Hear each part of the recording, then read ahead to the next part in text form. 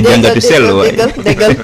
loolu de xam naa ne gars yi nga xam ne bëgguñu ma leen di dal moom duñu d'accord ak yow. déedéet non mais ku nekk ak opinion am. naka ban jàngat ngay def ci coow li am diggante Taxawu Pastef ak Yewwi Askan Wi. mais j'ai envie de dire enfin nous y voilà. J'ai envie de dire ça parce que pour la toute bonne et simple raison que c'est bi bu dee tas rek tas na bu yàgg nag wax dëgg yàlla moom koy xanaa soxna si dañ ko bàyyi woon ci kër gi rek di xool ba xam dinañ ko jëlaatam. kon fay amu ci woon du woon fay. non c'est-à-dire que du woon fay tas la woon en vrai tas nañu depuis très longtemps. On n'a pas besoin d'être un génie pour comprendre que diggante Taxawu Dakar ak Yewwi Askan Wi et même Yewwi Askan Wi sax xëy na peut-être ils ont eu le courage de pondre un communiqué wax ne finalement oui le divorce il est là, il est consommé depuis longtemps, mais en tout cas ce qui est clair c'est que entre Taxawu Dakar ak ñi nga xamante ne ñoom ñoo féetee far ci Ousmane Sonko moom ñooñu seen diggante naqari na bu yàgg. naqari na dans la toute bonne et simple raison que c'est vrai que Rouman est revenu un peu sur l'historique de l'Assemblée nationale, ce qui n'est pas faux parce que mën na wane ay prémices un peu de ce qui ne va pas mais loolu man ba tey dama ko classé woon rek dans le compte de choc des ambitions parce que pour man étant politique il est naturel que nga am ay ambitions yoo xamante ne bëgg nga ko ci sa parti entre autres, sauf que ce qui est dérangeant dans cette histoire et man loolu ça me dérange profondément le groupe parlementaire ou le groupe de Yewwi Askan Wi de manière générale bi ñuy ñëw ci wàllum politique dafa am lu ñu jaay Sénégalais yi xam nga aujourd'hui moi quand on me dit en politique il n'y a pas d'amis, il n'y a que des intérêts, j'ai envie de dire que finalement notre façon de faire de la politique n'a réellement pas changé alors que ñoom dañ ñu jaay ni politique bi ñuy def léegi dafa wuute ak politique bi fi nekkoon. Si aujourd'hui Ousmane Sonko a réussi à avoir autant de cœur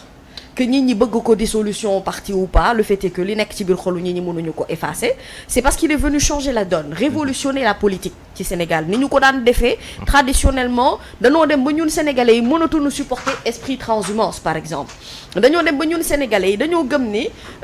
il ne s'agit pas réellement de faire de la politique pour soi, mais faire de la politique pour le peuple. ñoom ñoo ñu jaay wan ñu ne on va apporter une rupture par rapport ak li fi amoon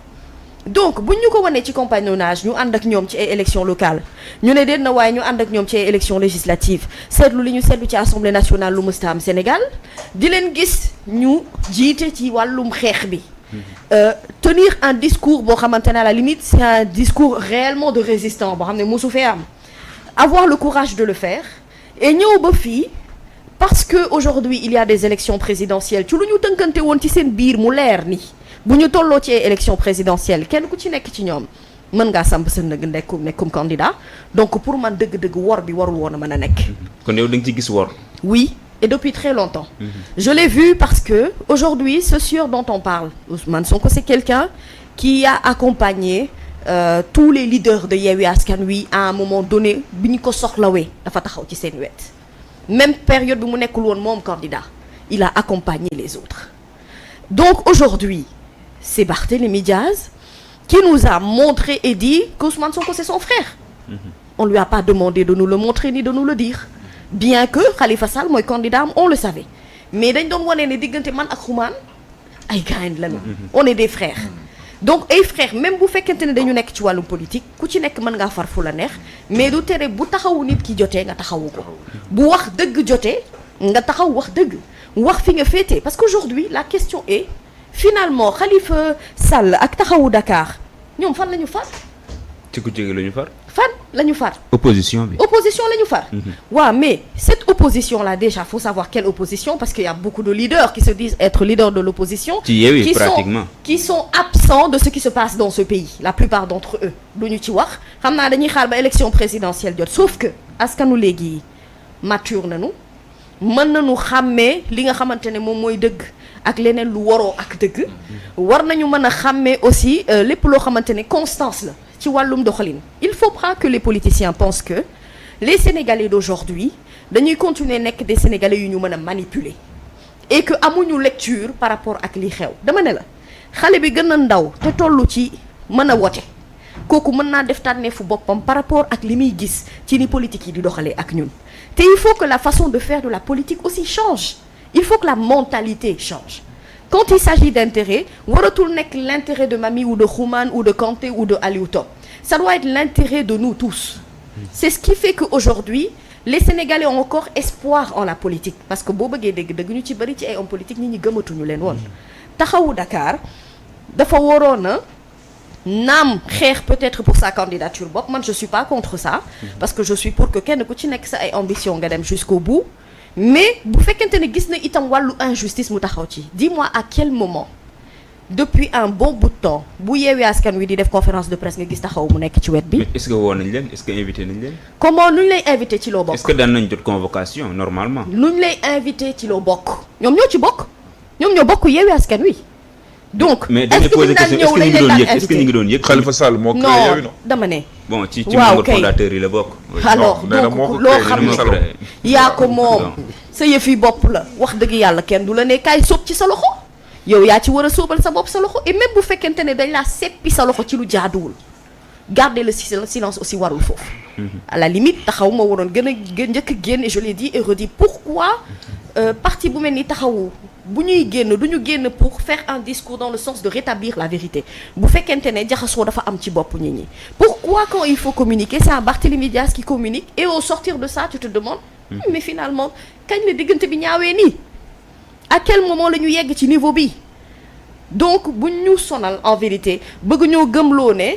aujourd'hui oui la politique c'est une question d'intérêt s'il ne s'agissait que de ça il ne fallait pas vendre aux Sénégalais le rêve d'une nouvelle façon de faire la politique. Parce que quoi qu'on puisse dire nous on est fatigués quand même de voir que li fi nekkoon moo fi continuer bi nekk ba tey en réalité rupture mosu fi am. changement amu ci Aliou sa lecture ci diggante boobu. alors xam nga yàgg nañu toog di wax ne en politique la trahison en politique question wu heure la rek mooy que ni waxtu wi mu la arrangé si ngay ànd ak waa ji waxtu wi mu la arrangé wul si nga koy trahir alors donc ñu habitué wu nag di ko gis parce que Sénégal moom duñu ne fi gulet mooy que ni dem on était de vrais amis et aujourd'hui ñu nekk de pires ennemis mais la surprise dans ça mooy lii fi mam yi daanelee mooy dañu am benn askan mu nga xamante ni dañu yàgg a gis benn mbir